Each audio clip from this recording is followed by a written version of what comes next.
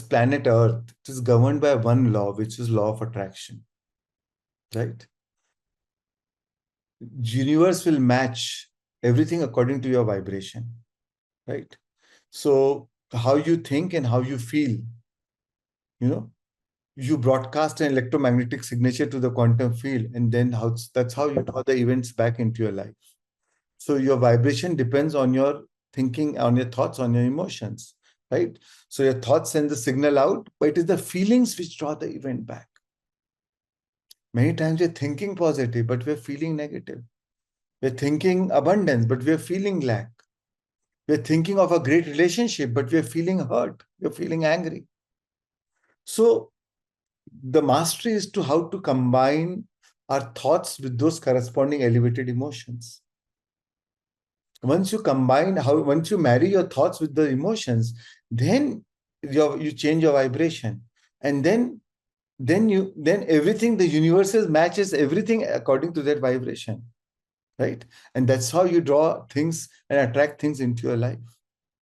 So what we have come here is to master is the mastery over our thoughts and emotions. That is the highest form of human mastery. That is what makes us different from animal beings and human beings, right?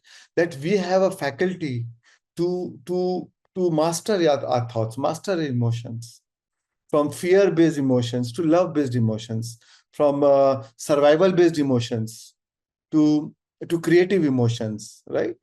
So that is where I think the human potential lies. And again, the best tool is meditation, because meditation helps you to transform your thoughts, transform your emotions naturally, without even thinking, oh, I have that anger in me. When you meditate, when you connect to your consciousness, when you drop your identity, your anger is because of your identity. Every time you meditate, you drop your identity. Every time you meditate, you connect to your consciousness. And that consciousness leads to a transformation of your emotions. And then we think equal to our emotions. That emotions will lead you to sponsor the thoughts according to your emotions. You think differently when you're upset and angry. You think differently when you're joyful or calm or composed or well rested, or when you had a good sleep or a good meditation. You think differently, right? So we always think equal to our emotional state.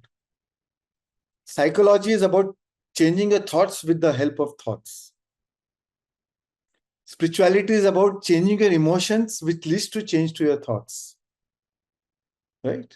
So that's why many times, and both are great tools, but a lot of times psychology takes time. And I think it's a good combination of both. If you do both, but spirituality is a directly go connect to drop your identity, connect to your consciousness, change your emotional state. When you experience pure love, pure joy, pure happiness, you'll change your thoughts also. And what you feel about is what you bring about in your life. That feeling a state produces that state. And the beauty of life is you don't need to do anything actually. Our whole job is to change ourselves emotionally. Right? Because everything that we do in our life, everything that we want to manifest in our life is for an emotional payoff. Well, if I do this, then I'll be emotionally this, right? We're all chasing same few emotions: happiness, peace, joy, bliss, feeling of love, feeling of belongingness. We are all looking for the same common emotions, right? But we get the same emotions when we connect to our inner being, to our inner source. And when we experience that, now the beauty is law of nature, the law of attraction says, oh, this is your vibration, this is your emotion, this is a vibration. So let me bring things into life. Let me orchestrate people, places, things, times, and events into your life, which will produce more of these emotions in you. Right? So when things change inside you, things change around you. Right? And so our whole job is to change things inside you, and the rest is followed. Our job is not to physically manifest. Our job is to emotionally manifest. If we have emotionally manifested, physical manifestation will follow. then it is that vibration which calls for action, which will give you that inspiration, that motivation to act according to your vibration. We always act according to our vibration. Yes, when you connect your inner being, you, because your soul knows your purpose. Your ego may not know your purpose. Your ego will keep changing you depending on in which situation where you are. Ego is very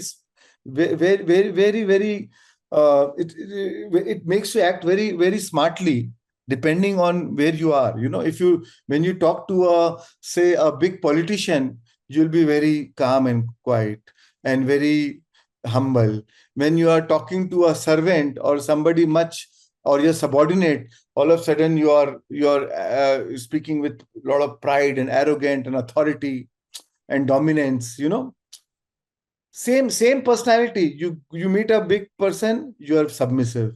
You meet somebody who has less power than you are authoritative. So ego can keep changing according to which role you are playing, right? Ego will keep changing. Even your goals will keep changing, depends when you are at what age are you in, right?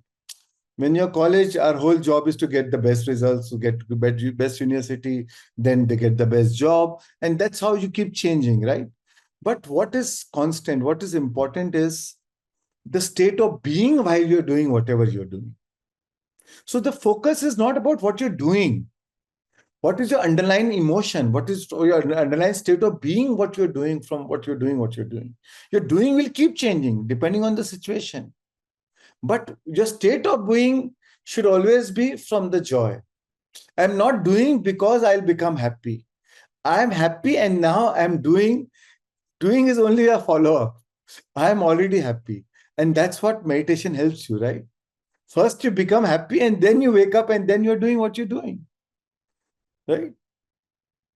So, and when you then and when you connect to inner being, you'll also find your purpose, because because true satisfaction comes from that. Otherwise, you may have all the material abundance, which is great, but then what if there's no content? See, success without satisfaction, success without content is the ultimate failure. Unless you have content, what is the point? But when you're aligned with your purpose, then you love what you're doing.